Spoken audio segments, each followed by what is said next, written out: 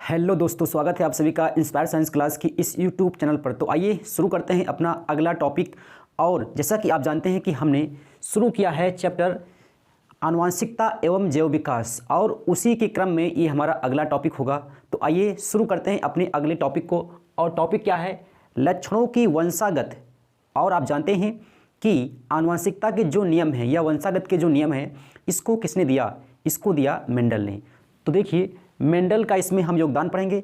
और इससे पहले हम ये जानें कि मेंडल का इसमें क्या योगदान था, हम ये जानेंगे मेंडल कौन थे। तो देखिए, सबसे पहली चीज़ आप जानेंगे कि मेंडल थे कौन। हालांकि मैंने इस बात पर चर्चा इससे पहले भी कर ली है, लेकिन एक बार फिर से हम देखेंगे कि मेंडल कौन थे। सबसे पहली चीज़ हम जानेंगे मेंडल के बारे में। तो आप भी जानते हैं, हम भी जानते हैं कि मेंडल जर्मन के रहने वाले थे। कहाँ के थे? जर्मन, यानी कि एक जर्मन निवासी थे, जर्मन। और जर्मन में ये जो है, आप जानते हैं कि ये ऑस्ट्रिया, इसको ऑस्ट्रेलिया मत पढ़ लेना, ठीक है। ये क्या है? ऑस्ट्रिया है। ये ऑस्ट्रिया में रहते थे। और ये एक क्या थे? ये एक पादरी थे। क्या थे? एक पादरी थे। कहाँ थे? चर्च में। चर्च में पादरी थे, ध्यान रखिएगा। इतनी बातें क्लियर हैं। सवाल यहाँ से भी आता है कि मेंडल कहाँ के निवासी थे? जर्मन, यानी जर्मनी के थे। और ऑस्ट्रिया इनका एक शहर था, ठीक है। उसके बाद ये क्या थे? एक पादरी थे और चर्च में थे। तो चर्च में जो ज़मीन होती उसी पे खेतीबाड़ी अपन करते थे, मतलब खेतीबाड़ी नहीं करते थे, उसमें प्रयोग करते थे, ठीक है। समझिएगा इस बात को। दूसरी चीज़ कि इन्होंने प्रयोग किया किस पे? इन्होंने प्रयोग किया मटर पे एवं चूहे पे। किस पे? चूहे एवं मटर पे इन्होंने प्रयोग किया। ध्यान सुनिएगा, इन सब बातों को नोट करते हुए चलिए। सबसे पहली चीज़ कि मेंडल कहाँ के थे? जर्मनी के थे, ऑस्ट्रिया शहर था, पादरी थे, चर्च में। कहाँ पर प्रयोग किया? इन्होंने प्रयोग किया मटर एवं चूहे पे। और क्या दिया? और इन्होंने दिया आनुवंशिकता के नियम, आनुवंशिकता या वंशागत के नियम दिए।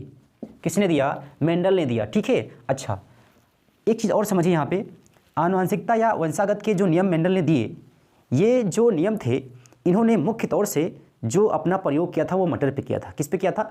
मटर पे किया था। अच्छा, इन्हीं नियमों को देने के कारण ये सबसे प्रथम या सबसे पहले ऐसे साइंटिस्ट थे जिन्होंने वंशागत के नियमों पर अध्ययन किया, या फिर इसकी इन्होंने सोचा कि जो पौधे या जो जीव अपने पूर्वजों से जो भी जानकारियाँ या जो लक्षण अपने साथ लेकर के आते हैं, वे कैसे आते हैं, लक्षणों का अगली पीढ़ी में कैसे आदान प्रदान यानी कि प्रदान होता है, तो वो कैसे होता है, उस पर इन्होंने अध्ययन किया। और इसीलिए इनको कहा जाता है क्या? आनुवंशिकी, आनुवंशिकी के जनक। इतनी बातें क्लियर हैं? बिल्कुल क्लियर होंगी। मेंडल, जर्मन, पादरी, मटर एवं चूहा, आनुवंशिकता, वंशागत के नियम, और ये आनुवंशिकी के पिता या फादर जो है, ये आनुवंशिकी जेनेटिक्स के फादर कहलाते हैं, ठीक है। इतनी बातें क्लियर हुई। तो उसके बाद अगर हमें मेंडल्स के लॉ पढ़ना है, मेंडल्स लॉ अगर हमें पढ़ना है, मेंडल का योगदान हमने समझ लिया कि ये कहाँ के थे, इन्होंने कैसे किस पर अपना कार्य किया, इतनी बात क्लियर है। तो इस चैप्टर में हम चूहे को यहाँ पर नहीं पढ़ने वाले हैं। किसको पढ़ेंगे? मटर को पढ़ेंगे। तो थोड़ा सा हम जानेंगे कि जो मटर इन्होंने लिया अपने प्रयोग में, वो मटर कौन सी थी, वो क्या है, उसकी फैमिली क्या है, उसका साइंटिफिक नेम क्या है, उसमें क्रोमोसोम्स कितने होते हैं, इन सब बारे में हम चर्चा थोड़ा सा करेंगे। तो आइए पहले उस पॉइंट को हम देखते हैं, ठीक है।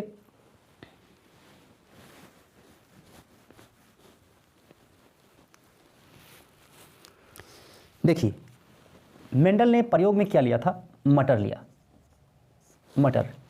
मटर पे मेंडल ने अपने प्रयोग किए। और आप जानते हैं कि मटर, इसके बारे में कुछ विशेष बातों को नोट करेंगे। सबसे पहली चीज़ कि जो मटर है, यह एक द्विबीजपत्री पौधा है। कैसा है? द्विबीजपत्री पौधा है। द्विबीजपत्री पौधा है मटर, ठीक है। मटर क्या है? द्विबीजपत्री पौधा है। दूसरी चीज़, ये लेग्यूमिनस, कौन सा? लेग्यूमिनस कुल का पौधा है। किसका है? लेग्यूमिनस कुल का पौधा है। दूसरी बात हो गई। ये पॉइंट्स इंपॉर्टेंट रहेंगे आपके लिए, ठीक है। लेग्यूमिनस कुल का पौधा है। तीसरी चीज़, इसका जो वैज्ञानिक नाम है, वैज्ञानिक या वनस्पतिक नाम, क्या बोलेंगे? वनस्पतिक नाम पाइसम सैटाइवम होता है। ये भी आपको नोट करना पड़ेगा। पाइसम सेटाइवम पूछा जा चुका है, एग्जाम में आपके क्वेश्चन आया हुआ है, ठीक है। दूसरी चीज़, अगर हम बात करें कि गुणसूत्रों की संख्या मटर में कितनी होती है, गुणसूत्रों की संख्या, तो ये कुल होती है कितनी, 14 होती है, ठीक। कितनी होती है, 14। और ये जो 14 है ये 2n के रूप में होती है, कितनी, 14। अगर हम n देखें तो ये कितना हो जाएगा, 7 हो जाएगा। कितना हो जाएगा, 7। अब आप जानते हैं कि पौधे के पूरे पार्ट में, चाहे वो जड़ हो, तना हो, पत्ती, फल, फूल, एवरीथिंग, सब में गुणसूत्रों की संख्या द्विगुणित होती है। कैसी होती है, डिप्लॉयड, यानी कि द्विगुणित होती है। तो कितना हो जाएगा, 14, यानी 14 हो जाएगा। लेकिन जब इसके परागकण की बात करेंगे या इसके हम जो है अंडाशय की बात करेंगे, तो वहाँ पे ये जो संख्या है ये आगुणित यानी कि n होगी, ठीक है, हैप्लॉइड हो जाएगी। इतनी बात क्लियर हुई। बस आपको ध्यान रखना है गुणसूत्रों की संख्या कितनी होती है, 14 होती है। ये बात क्लियर हुई। अच्छा, एक पॉइंट आपको यहाँ पे और समझना होगा, जैसे कि जो ये मटर है ये फूल धारण करने वाला पौधा है। कैसा है, कहने का मतलब ये पुष्पीय पौधा है, पुष्पीय पौधा है, करने वाला पौधा है। इतनी बात क्लियर हुई। फूल धारण करने वाला पौधा यानी कि पुष्पीय पौधा है। उसके बाद अगर हम अगले पॉइंट की बात करें तो इसकी जड़ों में गांठ पाई जाती है, गांठ पाई जाती है। और ये जो गांठ पाई जा रही है इसमें होता है राइजोबियम, राइजोबियम। और राइजोबियम का जो कार्य है, राइजोबियम का कार्य है नाइट्रोजन स्थिरीकरण, नाइट्रोजन स्थिरीकरण। वो आप जानते हैं कि मटर कैसा है, एक दलहनी पौधा है। कैसा है, एक दलहनी पौधा है, दलहनी पौधा है, दलहनी पौधा है। इतनी बातें देखिए, गांठ में राइजोबियम होगा, इसका कार्य क्या है, नाइट्रोजन का स्थिरीकरण। और आप जानते हैं कि सभी दालों में प्रोटीन पाई जाती है और प्रोटीन बनता है नाइट्रोजन से, ठीक है। तो ये दलहनी पौधा हो जाएगा। इतनी बातें क्लियर हैं। ये पौधा कैसा है, द्विबीजपत्री है। कैसा है, द्विबीजपत्री पौधा है, लेगुमिनस कुल का है। वैज्ञानिक या वनस्पतिक नेम पाइसम सैटाइवम है। गुणसूत्रों की संख्या 14 है। फूल धारण करने वाला पौधा है। इसकी जड़ों में गांठ पाई जाती है जिसमें राइजोबियम होता है। इसका कार्य क्या है, इसका कार्य नाइट्रोजन का स्थिरीकरण, नाइट्रोजन फिक्सेशन, ठीक है। और दलहनी पौधा है। इतनी बातें क्लियर हैं, इनको बिल्कुल नोट कर लीजिए, याद कर लीजिए। मेंडल के योगदान पर हम आगे बढ़ेंगे। हमने मटर के बारे में चीज़ें जान ली, ठीक है। आइए बढ़ते हैं अगले क्रम पे और जानेंगे कि मटर पे उन्होंने कैसे प्रयोग किया, मटर में उन्होंने क्या देखा। भाई किसी चीज़ पे प्रयोग करना है तो उसको पहले देखोगे। कहने का मतलब ये हुआ कि अगर किसी से या किसी पर आपको कुछ प्रयोग करना है तो आप पहले उसको देखोगे ना, जी भर के देखोगे और कुछ उसमें विशेष नज़र आएगा, तभी तो आगे कहानी बढ़ेगी। आप जानते हैं, बताने की ज़रूरत नहीं है, जिस पर प्रयोग करना होता है तो आप जानते हैं, कितना कुछ देखते हैं आप। चलिए मटर के बारे में थोड़ा चर्चा करेंगे कि मेंडल ने मटर पे कैसे कार्य किया और क्या देख करके उन्होंने मटर को अपने आप से अपने प्रयोग में लिया, ठीक है। तो हमने उस पॉइंट को यहाँ पे नोट किया कि मेंडल द्वारा अध्ययन किए गए मटर के पौधे के 7 विपर्यास विशेषक। अब उस पॉइंट को नोट करेंगे, पहले समझिए, इस पॉइंट नोट कर लिया होगा। आइए बढ़ते हैं अगले क्रम पे। चलिए अब मेंडल ने क्या किया था, मेंडल ने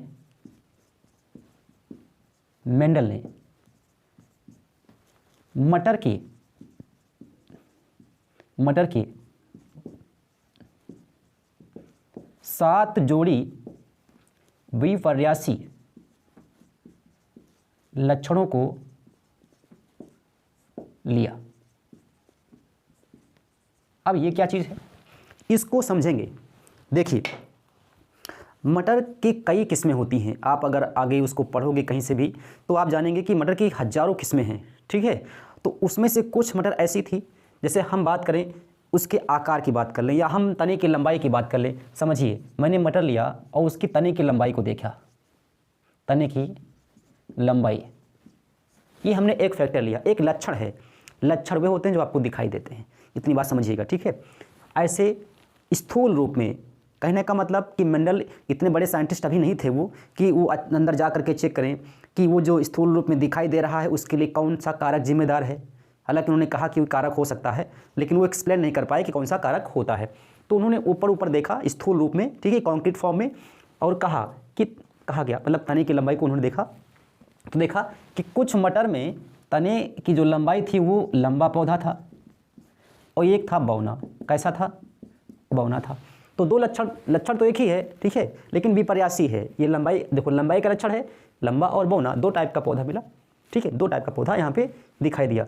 तो अब क्या किया, लंबा और बौना दोनों में इन्होंने दोनों लक्षणों को देखा, फिर उन्होंने दोनों में क्रॉस करवाया। क्या करवाया?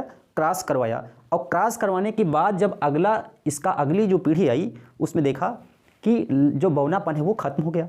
क्या हुआ? बौनापन वो खत्म हो गया। इसका मतलब क्या हुआ कि अगर हम यहाँ देखें और इससे एक अगली पीढ़ी का एक कोई नया पौधा बने, ठीक है, ये लंबा है, ये बौना है, यहाँ पे जो पौधा बना ये लंबा था। कैसा था? लंबा था। तो अब बताइए कि ये जो लंबा पौधा बन रहा है, क्या बन रहा है? लंबा पौधा जो बन रहा है, इसमें बौनापन जो था वो नहीं दिखाई दिया। दो लक्षण थे, लंबाई का और बौनेपन का। अगली पीढ़ी जब इनसे प्राप्त हुई क्रॉस करने के बाद तो सिर्फ और सिर्फ लंबाई का लक्षण आया। तो ये देखकर वे चौंक उठे और फिर अपने प्रयोग को आगे बढ़ाने के लिए उन्होंने क्या किया, मटर के अन्य लक्षणों को भी ऐसे ही क्रॉस कराया और हर बार उन्होंने कुछ ऐसे रिजल्ट देखे जो उनको चौंका रहे थे, ठीक है, उनको बिल्कुल आश्चर्य में डाल रहे थे। उसी क्रियाकलापों को, उन्हीं प्रयोगों को ध्यान में रखते हुए इन्होंने अपने 3 नियम दिए, जिन्हें नाम दिया गया क्या? आनुवंशिकता या वंशागत के नियम। तो मेंडल ने अपने प्रयोग में कुल का मतलब कितने, ठीक है, कितनी जोड़ी लक्षणों का चयन किया, उसको पहले हम आप समझाते हैं आपको, ठीक है। पहले उन लक्षणों को मैं नोट करता हूँ एक बार।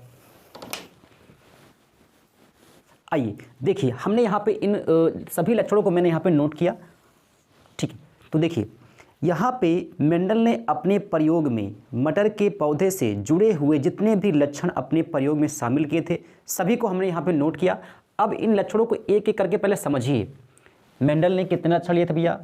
पहले आप ये जानिए, कुल लिए थे 7 जोड़ी। एक सवाल तो पहला आपका ही बनता है, कितने थे? 7 जोड़ी थे। कितने थे? 7 जोड़ी थे। लक्षण देखिएगा, यहाँ पे 1 2 3 पूरे 7 हैं। सबसे देखिए पहला, बीज का आकार। बीज का आकार, इसमें बीज का आकार गोल भी था और झुर्रीदार भी था। गोल में आप जानते हैं कि, और झुर्रीदार में आप दोनों टाइप की मटर आप देख चुके होंगे। झुर्रीदार जो मटर होती है वो हरी होती है। कैसी होती है? हरी होती है, अगर आप देखे होंगे तो। और जो पीली मटर होती है वो गोल होती है, यानी गोल मटर जो होती है लगभग पीली कलर की होती है, ठीक है। अब देखिए, बीज के आकार में कुछ मटर गोल थी और कुछ कैसी थी? झुर्रीदार थी, ठीक है। ये बात क्लियर हुई। अभी उस पर आते हैं कि क्यों प्रभावी है, क्यों अप्रभावी, उस बात करेंगे।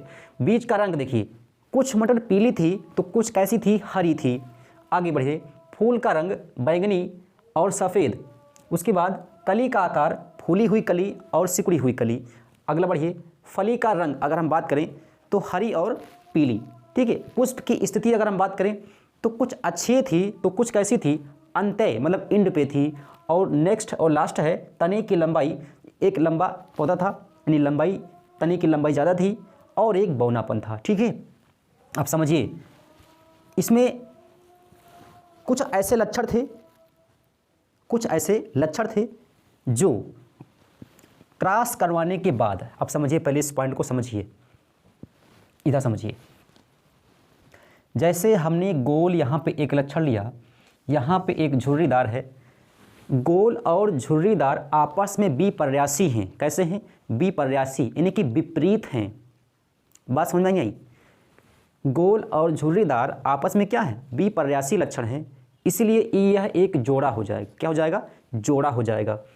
तो बीज का आकार जोड़े में है, एक गोल है तो एक झुर्रीदार है। अब अगले शब्द पर आते हैं, क्यों प्रभावी है और क्यों ये अप्रभावी है, इसकी बात करते हैं। देखिए, गोल बीज वाला पौधा लिया गया और क्रॉस कराया गया किससे? झुर्रीदार वाले पौधे से। तो जो अगली पीढ़ी में, यानी कि F1 पीढ़ी में, F1 क्या है इसकी चर्चा आगे करेंगे। जो पौधा प्राप्त हुआ, जो पौधा यहाँ प्राप्त हुआ, इसके जितने भी बीज के आकार थे वो कैसे थे? गोल थे। कैसे थे? गोल थे। कहने का मतलब ये हुआ कि जो प्रथम पीढ़ी थी उसमें प्राप्त होने वाले सभी पौधों के जो बीज थे वो गोल आकार के थे। झुर्रीदार का जो उसका लक्षण था वो कहीं खो गया, मतलब वो क्या हुआ, उसी में ब्लेंड हो गया, उसी में घुल गया। तो अब ध्यान दीजिए, इसलिए क्या हुआ, प्रथम पीढ़ी में जो लक्षण अपने आप को प्रकट नहीं कर पाते हैं, समझिए इस बात को, F1 या प्रथम पीढ़ी में जो लक्षण अपने आप को प्रकट नहीं कर पाते हैं वे सभी लक्षण कहलाएंगे क्या, अप्रभावी लक्षण या अप्रभावी विशेषक कहलाएंगे। बात समझ में आई। और ऐसे लक्षण जो प्रथम पीढ़ी में या F1 पीढ़ी में अपने आप को पूर्णतया प्रकट करते हैं, आधा नहीं पूर्णतया प्रकट करते हैं, वे सभी कहलाते हैं क्या, प्रभावी लक्षण कहलाते हैं। तो देखिए, अगर बीज के रंग की बात करें तो पीला कैसा है, प्रभावी है, और हरा कैसा है, अप्रभावी है। इसका मतलब ये हुआ कि पीले और हरे रंग के जो बीज के रंग होंगे उनमें अगर हम क्रॉस करवाएं तो प्रथम पीढ़ी में पीले बीज के रंग वाले पौधे ही प्राप्त होंगे, हरा वाला उसमें ब्लेंड हो जाएगा। ऐसे ही बैगनी, आप फूल के रंग की बात करें तो बैगनी और सफ़ेद में जब क्रॉस होगा तो आपको F1 पीढ़ी में बैगनी मिलेगा, इसलिए बैगनी क्या है, प्रभावी है। ऐसे ही कली के आकार में फूली हुई कली और सिकुड़ी हुई कली वाले पौधों में जब क्रॉस होगा तो प्रभावी आपको प्राप्त होगा प्रथम पीढ़ी में, यानी फूली हुई कली आपको कली आपको प्राप्त होगी। ठीक है, अब आगे आइए। तो देखिए, ये फली का आकार है, इसको सही कर लीजिएगा। ये क्या है, ये फली का आकार, वही तो मैं सोच रहा था कि कली क्यों आ गया। ये फली का आकार है, फूली हुई और सिकुड़ी हुई, बात क्लियर है। ये क्या है, फली का आकार, क्योंकि कली थोड़ी ना सिकुड़ेगी फूलेगी, समझिएगा इस चीज़ को। कली का आकार है ये क्या है, कली का आकार, फूली हुई और सिकुड़ी हुई। अब आगे आइए, फली का रंग, जो फली लगती है उसमें कुछ फली कैसी है, हरी है, तो कुछ पीली है। तो हरी रंग की जो भी आपकी फली होगी वो कैसी होगी, प्रभावी, डोमिनेंट होगी। इसके भी इंग्लिश में लिखवा देंगे, चिंता मत करिए, डोमिनेंट और रिसेसिव हो, समझ गए आप। पुष्प की स्थिति, अब कुछ पौधों में पुष्प यहाँ लगता था, ऐसे लगता था, ठीक है, ऐसे लगता था, और कुछ में क्या लगता था कि अगर ये पौधा है तो पुष्प यहीं लास्ट में लगता था, यानी कि एंड पॉइंट पे, अंत्य बिंदु पे, ठीक है। तो इसलिए अब ध्यान दीजिए कि जो अच्छी स्थिति है, यानी कि ये वाली स्थिति प्रभावी होगी। कहने का मतलब कि प्रथम पीढ़ी में जो पौधे प्राप्त होंगे उनमें सभी पौधों में जो कली या पुष्प की जो स्थिति होगी वो कहाँ होगी, अच्छी होगी। कहाँ होगी, अच्छी होगी। अब अगली पीढ़ी में क्या होगा उसकी चर्चा हम बाद में करेंगे, लेकिन ये प्रथम पीढ़ी की बात हो रही है, F1 की बात हो रही है। तने की लंबाई, अब ध्यान दीजिए, तने की लंबाई में जो लंबापन है ये बौनेपन पर क्या है, प्रभावी है। ऐसे ही ये सभी जितने भी ये लक्षण हैं, ये सभी लक्षण अप्रभावी, यानी कि इन सभी लक्षणों पे क्या हैं, प्रभावी हैं।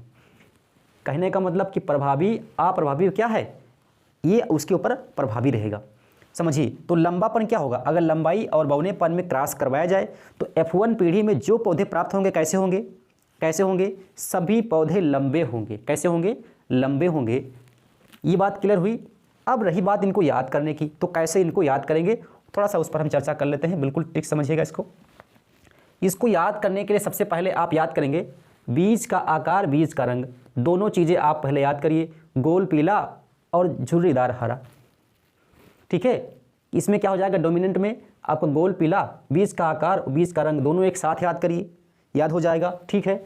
अब देखिए, फूल का रंग और फूल की स्थिति को एक साथ याद करिए। तो देखिए, बैगनी है, अच्छी है, और सफ़ेद है और अंत्य है। क्लियर हुआ। अब आइए, अगर हम फली की बात करें और कली की बात करें तो फली का आकार फूली हुई आप समझ जाएंगे, और सिकुड़ी हुई आप ये भी समझ जाएंगे, ठीक है। उसके बाद कली का रंग हरी और पीली, ये भी आप समझ जाएंगे। तने की लंबाई, लंबा और बौना सबको याद ही है, पहले से याद है, ये आप भी जानते हैं, हम भी जानते हैं अच्छी तरीके से, ठीक है। तो इस तरह से इसको आप याद भी कर सकते हैं। तो ये सभी सातों लक्षण कैसे हैं, बिपर्यासी हैं, जोड़े में पाए जाएंगे। इसके बाद हम आएंगे अपने अगले टॉपिक पे, जो कि है आपका मोनो हाइब्रिड क्रॉस। क्या है, मोनो हाइब्रिड क्रॉस। फिर पढ़ेंगे डाई हाइब्रिड क्रॉस। आपके सिलेबस में ट्राई हाइब्रिड क्रॉस है नहीं, तो हम बस डाई हाइब्रिड क्रॉस तक पढ़ेंगे। स्वतंत्र अवयवन का नियम पढ़ेंगे। ऐसे ही आपके पूरे मेंडल के नियम को हम बिल्कुल एक्सप्लेन करेंगे, A to Z NCERT की लाइन टू लाइन हम लोग उसको पढ़ेंगे, ठीक है। तो आज इस लेक्चर में यहीं तक रहेगा। इसके बाद हम लोग अगली क्लास में चर्चा करेंगे, मेंडल के आगे के जो भी नियम हैं उन पर हम लोग आगे की चर्चा करेंगे, ठीक है। तो आज यहीं तक, मिलते हैं नेक्स्ट क्लास में। थैंक्स।